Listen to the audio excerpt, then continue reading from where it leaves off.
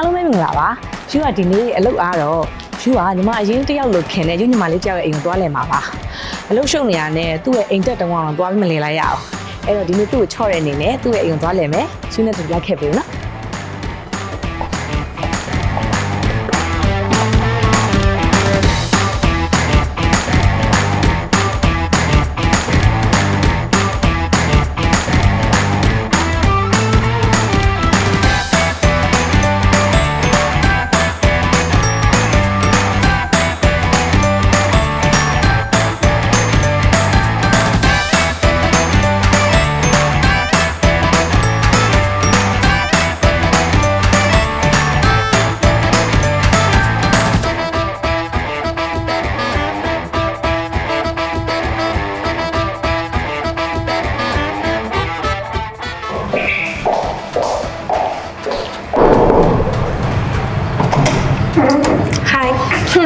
ရောက်လာသေးရဲ့နော်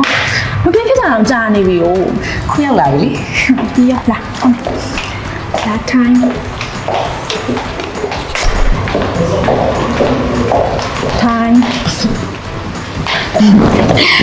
အမလည်းကွင်းနေဆက်တာရယ်ဟိုခီးတွေသွားနေတာကြောင့်မလာဖြစ်တာအိမ်ကြီးကလာနော်ညီမလေးတက်တက်ရနေတတ်တာပဲညီမတက်တက်ရက်နေတက်ဆိုတာအထက်လေးဒီအမရာဘေးကွန်တိုရဲ့ဖွဲ့စည်းတိစောက်ပုံကလေစီစနစ်ကြတဲ့တက်တက်ရက်လေးရှိနေရအင်းတက်တော့မလာအောင်မလားလာလိုက်ပြပေးမယ်ကြပါ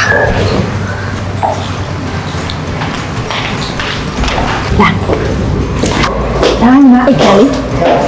ဝေဘဗီကိုတန်းမြင်နေရမင်းအိမ်ရလို့တာနဲ့ fresh ဖြစ်နေပြီ view လေးနော်ဟုတ်တယ်စိုက်နေပြီမလားစိတ်နေပြီနောက်ခံရှိကြည့်လိုက်ပြ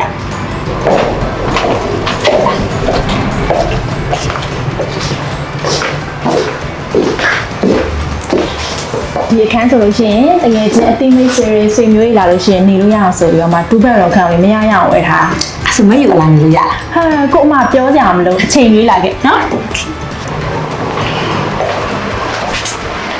ဒီလိုဆောင်ကလည်းကြည်ကြီးပဲမယူလာလဲလို့ရှိရင်ညီမများကိုစားချင်တာချက်စားကြမယ်လေဒီလိုဆောင်လေးကတက်တက်ရဲ့နေရကြားရှိရလားဟုတ်တယ်ဟာပါဒါအစီပြောကြရအောင်ဒီကုန်းခန်းကနေပြီးတော့မှလေ river view ပဲမဟုတ် city view လည်းမြင်ရတယ်ဟုတ်တယ်နော်ညဘက်တကြပူလာပါပဲပေါ့ညီမလည်းလေကိုခန်းကိုအရင်တော့ကြာနေအဲ့လေတော့ကြာတယ်အရင်နေလို့ကောင်းပြီးတော့ relax ဖြစ်မှာပဲနော်အော်ညနေလည်းရောက်နေပြီဆိုတော့လေဒီတက် relax ဖြစ်စရာနေရာတစ်ခုလိုက်ပြပေးမယ်ချက်ချစ်